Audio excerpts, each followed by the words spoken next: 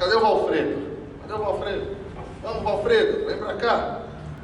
Aí vamos receber agora o amigo Valfredo Gomes Medeiros. Valfredo Medeiros. Só Medeiros, tá bom? Tá jóia. Tá ótimo. O Valfredo vai falar hoje pra gente sobre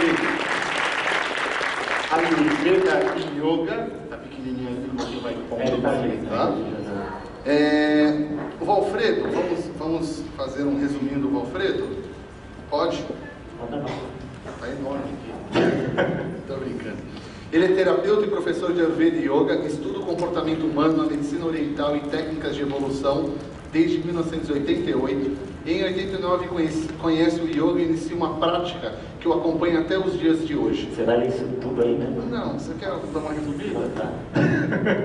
Ou você fala por si mesmo? Eu posso falar um pouquinho. Valfredo, muito obrigado. Eu que agradeço, Vamos lá. Seja bem-vindo, fique à vontade. Então a todos, boa tarde. Bem difícil, né? Depois do Dr. Indulau aqui na frente, assim, chegar nesse palanque aqui, dá uma bambeada nas pernas, né? Mas vamos lá. Como o Eric estava falando, a primeira coisa que eu conheci nessa minha jornada de busca por alguma coisa, né, foi o yoga. Eu comecei a praticar yoga em 88, 89, eu tinha ali meus 17 para 18 anos, né? E fui conhecer o Ayurveda lá para 2000, né, também com um indiano, o Dr. Gokula, né, que foi um dos primeiros a ensinar Ayurveda aqui no Brasil. E quando a gente entra em contato com o Ayurveda, né, a gente vai descobrindo que realmente é difícil a gente pensar em generalizações. É difícil a gente pensar em alguma coisa que do jeito ali, né, que tá, o generalista é bom para todo mundo. E eu comecei eu já era professor de yoga há bastante tempo, e já, né, chegando ao conhecimento do Ayurveda, de particularizações, comecei a refletir, mas como é que é isso? Será que toda a prática de yoga é bom para todo mundo? Será que toda a sequência de asanas é bom para todo mundo? Será que a mesma meditação, os mesmos pranayamas, será que de fato isso tudo é bom para todo mundo? E aí, quando eu comecei a estudar Ayurveda, um dos primeiros livros que eu entrei em contato foi um livro do Dr. Lajja, né, onde ele já faz ali, né, já estabelece um olhar para o yoga, a partir dos princípios do Ayurveda, então tais asanas e tal meditação é melhor, né, para outro tipo de constituição, outro tipo de dosha é outros asanas. Aí beleza, fui indo aí, né, fui olhando aquilo. Minha primeira viagem para a Índia eu conheci um livro do David Frawley também, que é o Yoga e Ayurveda, onde ele aprofunda um pouco isso. Na minha segunda viagem para a Índia pude ver lá o Yoga for Your Types, do David Frawley também. E aí comecei a aprofundar, né, nessa busca assim, de encontrar, né, algum jeito de pensar o Yoga e o Ayurveda. Tá? Então o Ayurveda a gente sabe que é, né, a ciência da vida. Né? E o Yoga, cortou um pedacinho ali, é a ciência da autorrealização. Então o Ayurveda, né, ele vai ajudar a gente o quê? A estar saudável, a estar feliz, a estar de posse de todo o nosso vigor, de toda a nossa capacidade intelectual, né, toda a nossa energia, nossa alegria, nossa felicidade. E o Yoga é quem vai nos conduzir de fato para a senda da iluminação, da autorrealização. E aí quando a gente pensa no Yoga mais antigo, né, o Yoga bem antigo, bem antigo, a gente vai perceber que o Yoga de fato é uma senda, um caminho bastante árduo, né? Yoga na tradição mesmo lá atrás, não era algo levinho, facinho para relaxar, para tirar o estresse, né? O Yoga realmente era algo muito exigente, o Yoga era algo muito austero. Eu imagino que se você realmente não tivesse de posse do seu melhor mesmo, fisicamente, energeticamente, talvez você não desse conta daquilo que o Yoga está te propondo. Então eu acabo entendendo que o Ayurveda, né, prepara o nosso corpo, a nossa saúde, né, o nosso vigor energético, nos potencializa, nos dá aquilo que a gente tem de potencial, né? E ali na frente, então, o Yoga pega a gente e leva para a autorrealização, né? Então, sinto que esse que é o caminho, né, entre a relação entre essas duas práticas. E do ponto de vista teórico, a gente, né, vê que o Sankhya está ali no meio do Ayurveda e do Yoga, né? O Sankhya, enquanto teoria, se presta tanto a explicar aspectos do Ayurveda como do Yoga também, né? Então, quando a gente pensa nessa ideia de yoga mais Ayurveda, né? Vai, meninos. Volta um pouquinho. Então tá, quando a gente pensa em termos de yoga mais Ayurveda, né? A gente tem que pensar nessa ideia, nessa possibilidade da particularização da prática. A gente começar a pensar o yoga não de maneira generalista, né? Mas de uma maneira que vá particularizar. E como que a gente vai pensar essa particularização? Como tudo aquilo que a gente particulariza no Ayurveda, né? Através dos doshas.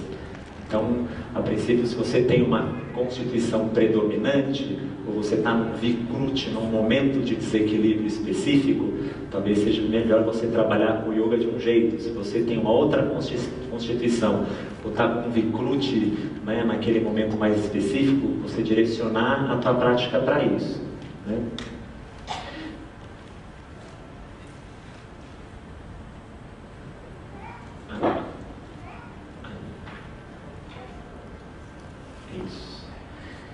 Então a gente pode pensar numa particularização num primeiro momento, pensando nos estilos de yoga, né? Então, alguém aqui é do yoga? Assim, pratica yoga também? Alguém aqui conhece o Ashtanga Vinyasa Yoga? Ou pratica o Ashtanga Vinyasa? O Ashtanga é um estilo de yoga bastante vigoroso, bastante intenso. É um estilo que vai gerar todo um aquecimento no corpo, o corpo esquenta, o praticante sua, não é? É uma prática também que ela vai ser bastante dinâmica, então você passa de um asana para o outro com saltos, com pulos, com movimentos vigorosos, uma coisa bem intensa, bem dinâmica.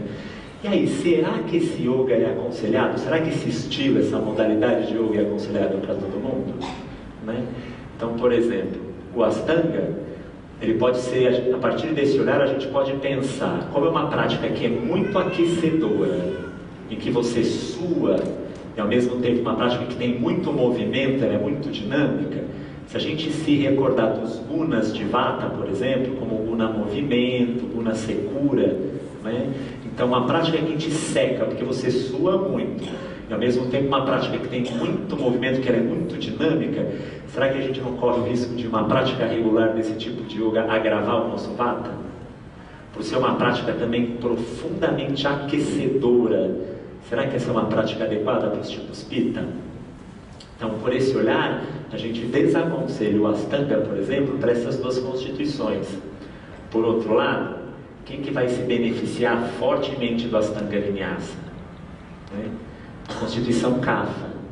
Kapha não tem uma natureza que é mais lenta, mais estável, né? Se eu coloco ele para fazer uma prática que vai trazer dinamismo, movimento, né? Provavelmente essa prática vai ser muito melhor para ele. Kapha não tem guna frio também, né? Então uma prática que traz aquecimento para ele, então essa prática pode ser mais favorável para ele. Aí a gente pode pensar também no Hatha Yoga, que é uma modalidade que ela é mais estável, ela é mais serena, longas permanências de asana, passagens de uma postura para outra sempre serenas, uma coisa meio fluida que vai ligando uma coisa na outra, com serenidade, com suavidade. Tem que ser o vigor, né? Que o Hatha é mole, não é isso que eu estou querendo dizer. Mas ele vai numa outra onda, assim, ele vai numa tranquilidade, numa calma, numa serenidade, né? Então, ele já é desaconselhável dentro desse ponto de vista, né, para Kapha, já é mais estável, já é mais tranquilo, já, né, tem uma movimentação mais lenta, enquanto que ele tende a ser aconselhado, né, para Vata e para Pitta, que já vão se beneficiar com uma prática que é mais serena, que é mais introspectiva, que é mais lenta. Lembrando, né, que tanto Vata como Pitta eles vão ter guna, né, rápido, mobilidade, etc, etc. Tudo bem? A gente poderia fazer esse mesmo olhar para qualquer modalidade de yoga que a gente conhece. Eu peguei aqui essas duas porque elas têm uma coisa bem antagônica, né? E só para vocês terem uma ideia de como funciona esse olhar, né? Como a gente pensa o Ayurveda, o yoga em função do estilo, tá bom? Mas será que a gente não pode pensar também, e se a gente começasse a pensar particularizações do próprio Hatha Yoga, que é uma prática mais tradicional, mais comum aqui no Brasil. Então, para a gente pensar nesse Hatha Yoga, como que a gente pensaria nessas particularizações?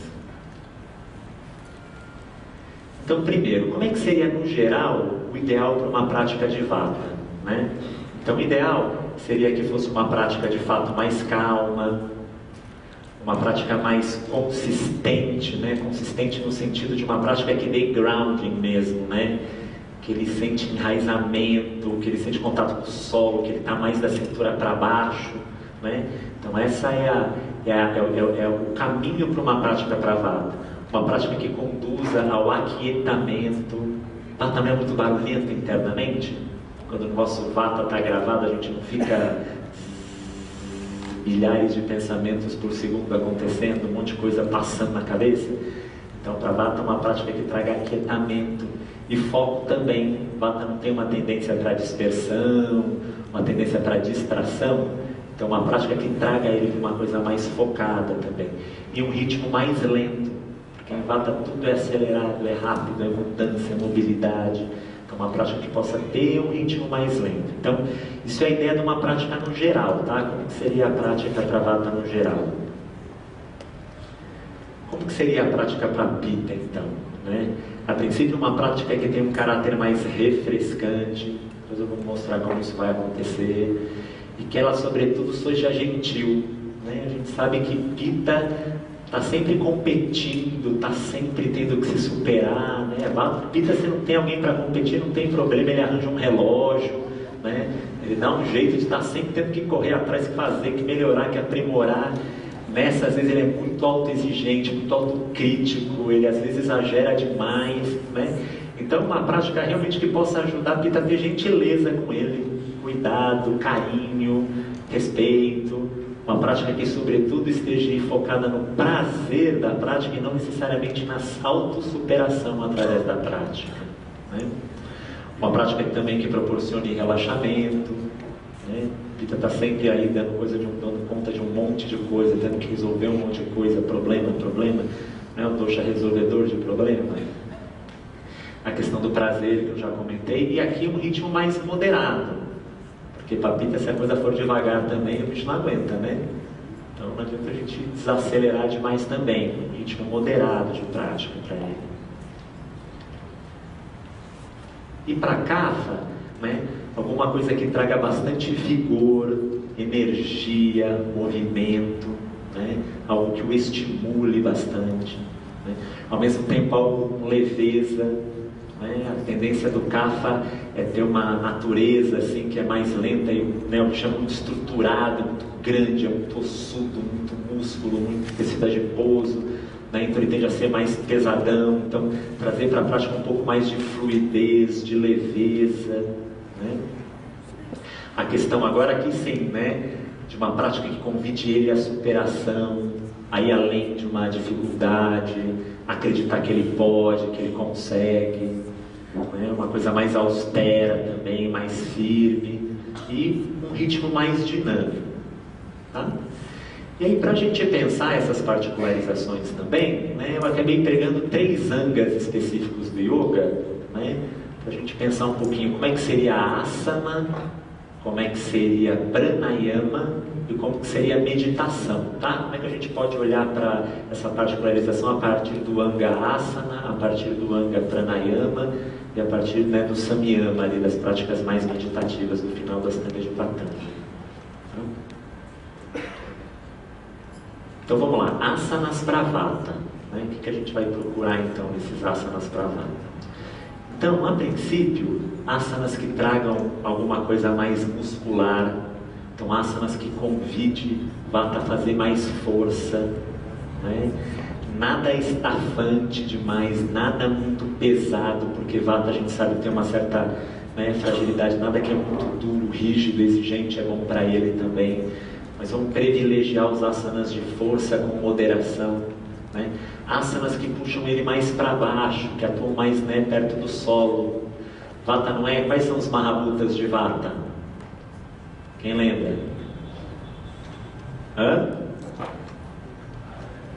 Ari éter.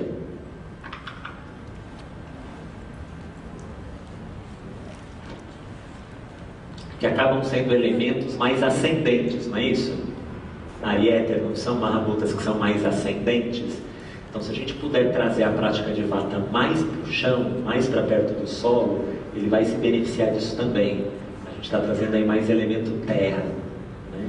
Então, dentro daquela teoria clássica, né, aquela teoria básica do Ayurveda de que do oposto é que vem o tratamento, do oposto é que vem a cura, então vamos puxar de para asanas mais do solo, tá? Permanências, flexões, né? Todas as flexões vão ser benefício para a Vata, porque elas vão gerar calor, né? Então, se eu trago o meu peitoral mais próximo possível das minhas pernas, um Paschimottanasana, uma asana desse tipo, o que acontece? Eu preservo o calor, eu gero calor, eu produzo calor. Nos asanas musculares também, a gente tem bastante produção de calor, tá? A ideia aqui, então, são longas permanências. Né? Vata, né? Tudo mudando rapidinho. Então, vamos botar o cara ali para ele ficar na permanência, para ele experimentar a postura, experimentar a quietude, a estabilidade. Os asanas que têm ênfase na região pélvica também, né, que é o sítio de Vata, na região do cólon, né, toda essa região, tudo que, né, todos os asanas que trabalham mais nessa região naturalmente tendem a beneficiar a Vata também. E na hora de fazer o Yoga Nidra, né, na hora do Shavasana, então a gente vai procurar fazer um Yoga Nidra longo, né, bastante tempo, bem confortável. Então, se está um dia mais fresquinho, assim, uma mantinha, um travesseirinho, um apoio ali para a perna, algo bem aconchegante. Vai estar chegadinho numa coisinha gostosinha, assim, né? Quentinha, molinha, ele se beneficia demais do conforto. Tá? Então, esse seria o jeitão dos asanas para Vata. Tá? E aí, por exemplo, Utkatasana, né? Opa! Aqui, turma, a gente acaba tendo às vezes um problema de nomenclatura, né? Eu tentei, quando estudei, quando comecei a estudar isso, buscar uma nomenclatura padrão, então eu falei, não, então vou atrás do Hatha Pradipta e do Gheranda Samhita, que são as escrituras da yoga mais tradicionais, mas tem asanas que o Frolley propõe no estudo dele, que não está prescrito no Hatha Pradipta, não está no Gheranda Samhita, e aí tem outra nomenclatura. Então, o que eu fui fazendo, eu uso a nomenclatura básica que o David Frolley usa no Yoga for Your Types. Eu tive que definir aí um padrão de referência. Eu falei, como é um trabalho que vai nesse estudo que ele está bastante adiantado, eu falei, então tá, então vou usar a nomenclatura que ele propõe. Tá? Então eu sei que, por exemplo, tem alguns nomes que não vão bater. Então, ó, Utkatasana, tá? O que acontece? Ó, é um asana, né, que ele vai ter essa questão da flexão do joelho, que naturalmente já traz o centro de equilíbrio um pouco para baixo. Né? Por mais que tenha, né, a elevação dos braços, quando a gente propõe esse asana para Vata, a gente vai pedir para ele colocar atenção mesmo nessa coisa da perna. Então, ó, sente a base, sente o grounding, sente mesmo a perna ancorada no solo, a flexão do joelho, desce o centro de equilíbrio, né? Então a gente está trazendo ele todo aqui para baixo, todo aqui para baixo. Tem algo até que sobe, mas a gente bota o foco mesmo aqui na região mais dos membros inferiores. Chaturanga, né, que é uma asana bem de força também, o anterior também, né, uma asana que a gente tem que segurar aqui na perna, com o joelho flexionado. O Chaturanga também, né, você vai estar lá na mesa, né, fazendo força, trabalhando também a região abdominal, pega bastante aqui a região pélvica também, para a gente não deixar, né, a pelve para frente, então você mantém o alinhamento do asana. É um asana que te coloca também, ó, os quatro, né, a mão no solo, os pés no solo, as quatro apoios no solo, né, tronco praticamente perto do solo também. Então é um asana também bastante indicado para Vata, tá? Os mais no solo. E o Paschimottanasana, que traz aquela questão, né, das flexões, né, também é um asana de solo, né, e ao mesmo tempo a flexão, né, faz com que realmente a gente, né, produza mais calor e mantenha o calor do corpo, tá bom? Pensando em asanas para Pitta agora, né? Então a gente vai buscar, né, asanas que proporcionem o máximo de flexibilidade. Então Pitta, ele já tem um tônus muscular maior que Vata, logo ele não precisa, né, de tanto de asanas musculares, até porque asanas musculares tendem a esquentar ele mais, né? Então, prioridade para os asanas de flexibilidade, né? O Pitta já é mais duro, assim, já é mais rígido com algumas coisas, assim, então, esses asanas de flexibilidade vão ajudar também no temperamento. E asanas refrescantes, aqui o que a gente está chamando de asanas refrescantes? Todas as extensões, né? Então você faz uma extensão aqui, né? É como se você perdesse mais facilmente calor para o meio. As flexões que são mais laterais também, né? Então o Pitta vai se beneficiar bastante das extensões, tá? E dos asanas que tem foco mais na flexibilidade. A permanência aqui na postura é mediana. A gente já está subindo um pouco a ênfase no corpo, né, que é na região abdominal. Então já é uma coisa que está acontecendo mais na região gástrica, fígado, tudo que acontece mais nessa região beneficia bastante Pitta.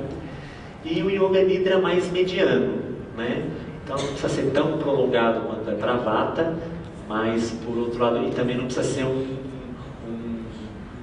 tão confortável assim como é para Vata, né? Pode ser ali, né, deitadinho no chão, ali uma mantinha se tiver frio, se bem que para Pitta frio é glaciar, né? Mas enfim, não precisa cuidar tanto do conforto quanto precisa para Vata, tá bom? Então a gente tem o Trikonasana, né, que é uma flexão lateral aí que tem bastante benefício para Pitta, que é assim, né?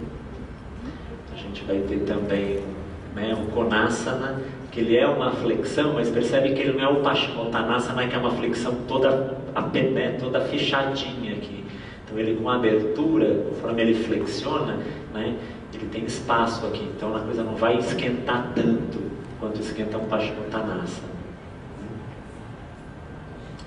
E o Virasana também, né, que ele deita, expande, né, faz uma extensão assim, de toda a região de abdômen, peitoral, mas fundamentalmente o abdômen, né, a região mais abdominal, aqui assim, né, ela tende a essa extensão também, libera bastante calor.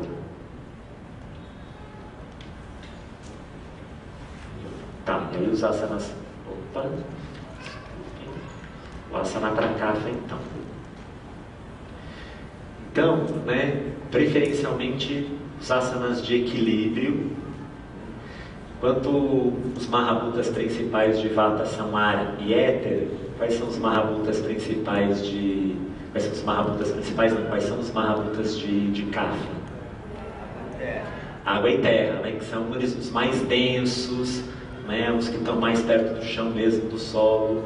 Então, o que estão em mais estabilidade. Então, você colocar o Kapha meio que... Né, você tirar um pouco dele essa estabilidade... Né? Se colocar ele num pé só, né? Se colocar ele num Natarajasana, num Vrikshasana, né? Asanas que vão tirar um pouco ele dessa estabilidade, vão exigir dele se estabilizar, né, com condições adversas, isso é bastante interessante para o Kapha, né? Asanas que têm uma tendência mais ascendente, asanas que a gente sente que está puxando o indivíduo mais para cima, né, que tem uma ênfase mais, né, peitoral para cima, braços, uma coisa mais de ascensão, tá? A gente vai ver alguns exemplos. E asanas que são também, né, aquecedores, né? Asanas que têm uma natureza mais aquecedores, os musculares também, pode ser aqui. Aqui a gente já vai pensar, ó, uma permanência, né, mais curta nos asanas. Então aqui vai ser aquela prática um pouquinho mais parecida com a prática do Astanga, né, Vinyasa, uma coisa um pouco mais com vigor, com ritmo, uma permanência curta e muda, né, com uma coisa mais dinâmica. A ênfase, né, dele, tudo que acontece mais aqui na região peitoral, tudo que está mais aqui em cima. E aqui o Yoga Nidra bem curtinho, né, e deixa o cara deitado no mat, mas tá ótimo. Tá? Não precisa nada de botar almofadinha, cobertorzinho, deixa o Kapha lá no mat, tá mais do que bom, tá? Porque senão a tendência dele, né, já é aquela, tudo o Kapha que a gente tirou dele na prática, né, no Yoga Nidra, aquilo volta tudo. Então uma prática de Yoga Nidra bem curto, tá? E sem muito gostosinho para ele, tá bom? Que mais? Então tá, o Natarajasana, né? Para um cara que é totalmente aqui, né, no chão, os elementos Mahabhutas dele estão bem aqui embaixo. Aí a gente pega e fala pro cara, ó, fica numa perna só e se esparrama no espaço. Não é isso que é o Nataraja-asana? Você fica um apoio no joelho, você se esparrama aqui em cima, né? Então é um asana, né, excelente mesmo para kapha, né? A gente tira ele do solo, a gente traz ele para uma coisa mais aérea, né? Esparrama ele aqui no ar e convida ele a dar conta, né? O Virabhadrasana, né, que também, né, ele tem uma coisa que é forte, né, de perna, que é assim, né, mas aqui a gente vai convidar ele a colocar ênfase nisso aqui, ó, nisso que está subindo aqui, ó. Então aqui o Virabhadrasana 1, né, com essa ênfase para cima, ele é bem kapha. Agora, se a gente pensar o Virabhadrasana 2, por exemplo, uma coisa mais aqui, assim, isso é melhor para quem, vocês acham? Para Vata, né? Porque tudo bem, é um guerreiro do mesmo jeito, mas em vez de ter essa coisa que está subindo, né, a gente vai trazer bem baixinho aqui, né? Vamos, ó, braço, tudo aqui bem para baixo, muscular e com uma ênfase mais perto da terra. Então isso vai beneficiar a Vata, por exemplo. E o Naukasana, né, Navasana para algumas outras nomenclaturas, que também ele está no solo, né? Porque a gente também não vamos fazer só asana em pé, né? A gente vai fazer asana no chão também. Mas percebe que apesar de ser uma asana de solo, é uma asana que tem um mínimo contato com o solo, né? O corpo todo está no ar. Isso é uma asana bom para Vata também, por causa da ênfase aqui na região pélvica. Tá? Mas é uma asana de solo que é legal para kapha também. O que mais? Aí então os pranayamas, tá? Os pranayamas. O Vata, né? A ideia é que sejam os pranayamas mais aquecedores e ao mesmo tempo serenos, né? E pranayamas que sejam bem equilibrantes. Então o Nadi Shodhana, né? Que a gente vai inspirar por uma narina, soltar pela outra, inspira pela outra, né? Que vai fazendo que vai equilibrando os hemisférios, né, cerebrais. Então, de fato, é, entre outros, um dos pranayamas mais indicados para Vata. Né? Se é um pranayama que é aquecedor muito vigoroso, a gente vai ver que já não é muito legal para ele. Né? Ou um pranayama que seja mais, né, ou para uma narina específica, ou para a direita, ou para a esquerda, então que vai perder essa questão de equilíbrio dos hemisférios, também não é adequado. Os Prapita, a gente vai pensar aí os mais refrescantes e calmantes. Né? Então, fundamentalmente, um dos mais refrescantes que a gente tem é o Shitali, Shitkari também, né? Que são aqueles pranayamas que a gente faz com a língua curvada e conforme o ar entra pela língua, a gente sente que o ar entra fresco. Ele vai refrescando o corpo através da língua, da boca, ele naturalmente vai refrescando o corpo.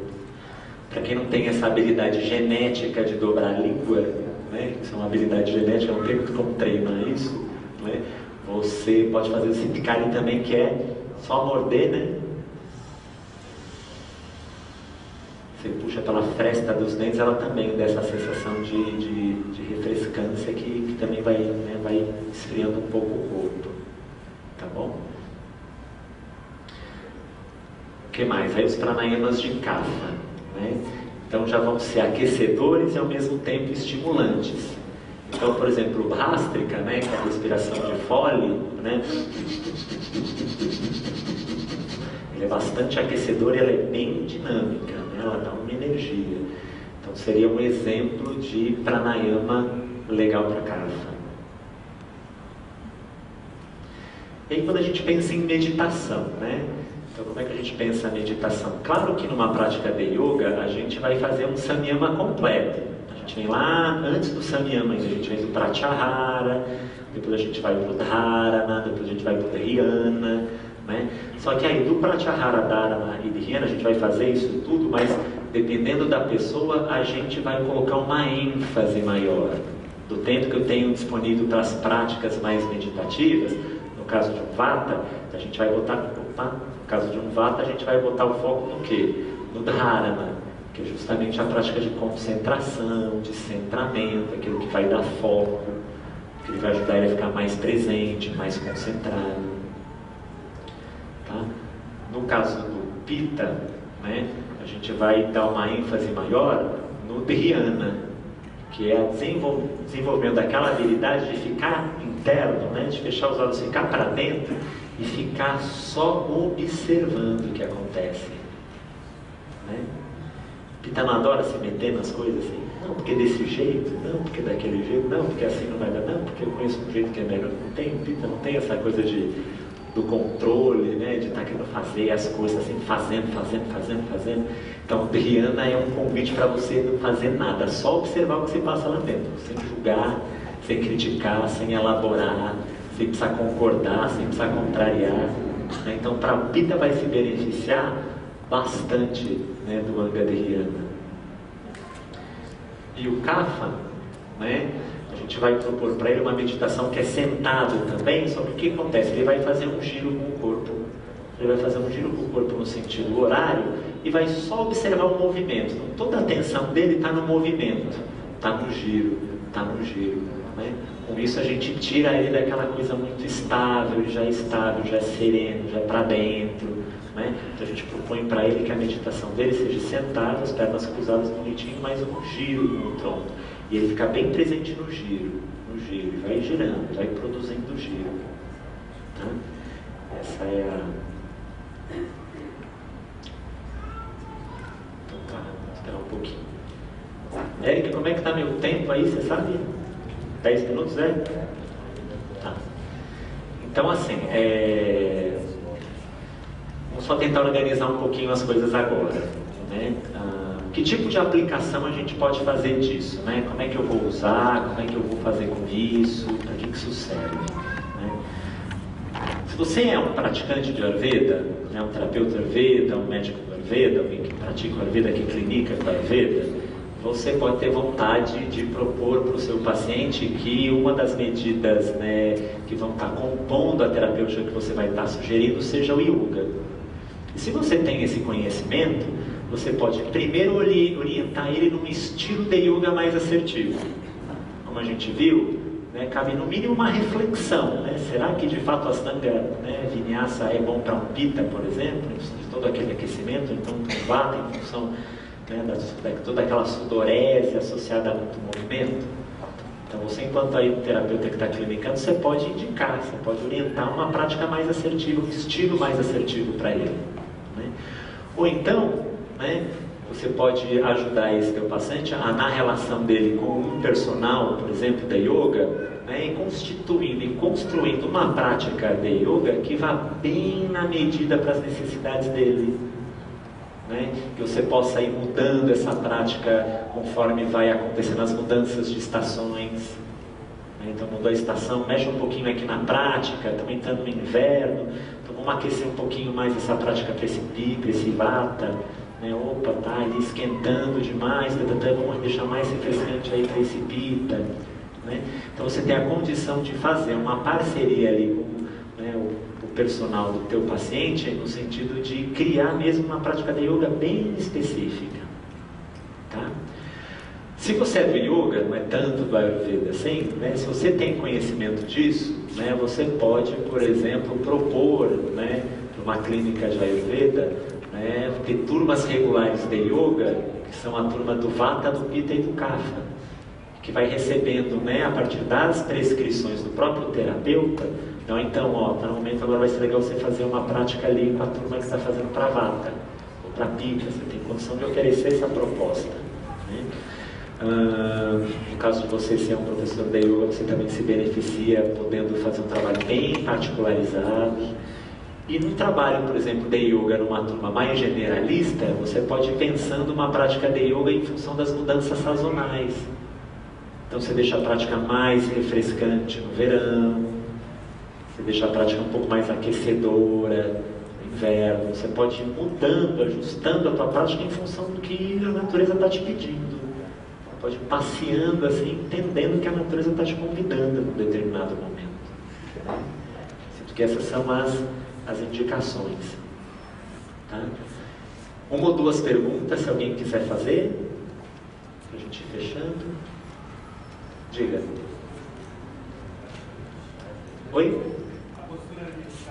Você senta, por exemplo, como você está, Se você não quiser fazer um Padmasana, não precisa. E você vai girando assim, ó, no sentido, isso, assim. Você vai deixar aqui a região parada, você vai só no tronco. Tá? E você fica bem firme no movimento. Uma última, diga lá. Se o indivíduo tem uma constituição, por exemplo, calma, mas está gravado em pita. Legal. Aí você faz primeiro para melhorar a pita, para... Isso. A gente vai encaixar o yoga, né, como a gente faz com todos os outros recursos que a gente tem dentro do Ayurveda, né? É um foco no Vikruti, levando em consideração o Prakruti da pessoa. Então, se ela é uma kapha que está gravada em Pitta, vamos então fazer alguma coisa que vá na direção de minimizar, de melhorar esse Pitta, mas a gente não pode esquecer nunca que ele é um kapha. Tá? Aí a gente precisaria um pouco mais de tempo, um pouco mais de aprofundamento. Então, pessoal, se alguém quiser, né, olhar isso um pouquinho mais, eu vou estar começando no comecinho de outubro um curso, né, que vai ser aí uma coisa que eu vou tentar aí fazer, nem sei se isso vai dar certo direito, aí eu fui convidado para dar um curso numa plataforma de EAD, aí, de ensino à distância, né, então eu vou experimentar aí, como o Dr. Indulau falou, né, as novas tecnologias, as coisas vão mudando, né, então eu estou experimentando aí uma coisa nova também, tá? Quem quiser conhecer como é que vai ser, tem algumas maiores informações aqui no site do Yoga Book, você dá uma entradinha lá, vai estar todas as explicações, tá? E aqui os meus contatos também, se alguém, né, quiser aí entrar em contato, saber maiores informações, então tem lá o meu e-mail, tem o celular, tem a minha página no Facebook, o meu site, tá bom? Então é isso, pessoal, tá? Assim, só uma pontinha, assim, só para dar para vocês uma ideia de o que é esse olhar.